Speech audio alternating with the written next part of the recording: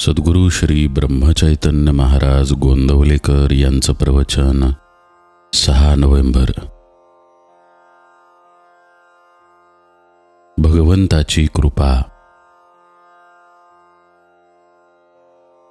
खरोखर भगवंताच्या कृपेशिवाय बाकी गोष्टी असून व नसून सारख्याच आहेत.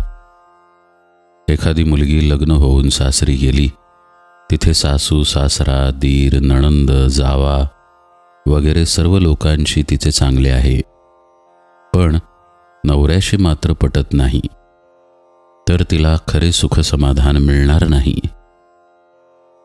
परंतु समजा नवऱ्याशी चांगले आहे पण इतरांशी तितकेसे ठीक नाही, तर तिचे अडणार नाही.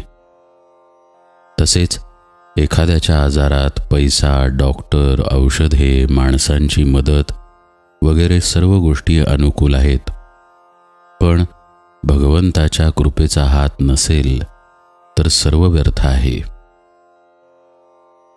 याच्या उलट भगवंताची कृपा आहे पण इतर गोष्टींचा अभाव आहे तरी काम भागते.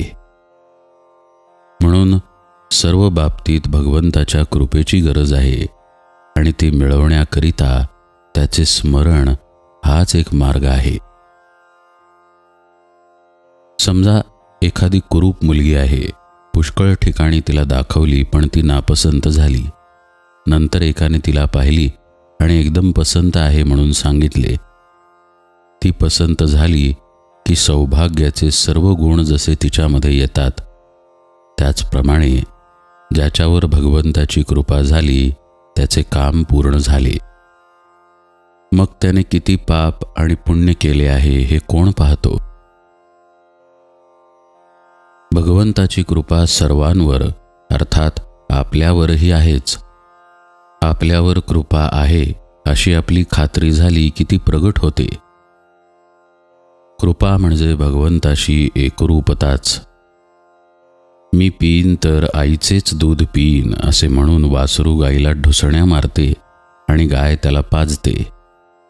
त्याप्रमाणे आपण भगवंताशी अनन्यतेने वागले आणि त्याचे नामच मागितले तर तो कृपा करतोच करतो.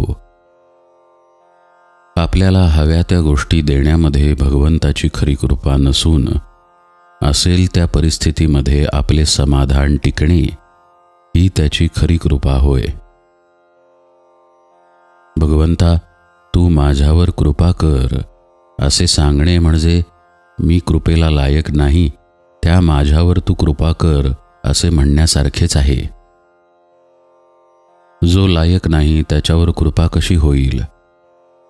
ज्याप्रमाणे डोंगरावर आपण शब्द काढला तर त्याला उत्तर म्हणून आपलाच शब्द प्रतिध्वनी रूपाने येतो, त्याप्रमाणे भगवंताच्या प्रार्थनेचा प्रतिध्वनी त्याच्या कृपा रूपाने येतो. भगवंताच्या कृपेनेच त्याचे नाम आपल्या मुखात येते. भगवंताची कृपा आपल्यावर आहेच असे म्हणावे, ती काम करीत असतेच, आपणच आपल्या शंकेने ती झाकून टाकू नये. पुष्कळ केलेले देखील शंकेने व्यर्थ जाते. आपण नाम सोडणार नाही हे नक्की ठरले की आपली वृत्ती निशंक होते. जे भगवंताचे आहेत ते अहेतुक नाम घेतात. कोणत्याही परिस्थितीत, कोणत्याही काळात आणि वाटेल त्या अवस्थेत घेण्यासारखे एक भगवंताचे नामच तेवढे आहे. जानकी जीवन स्मरण जय जय राम.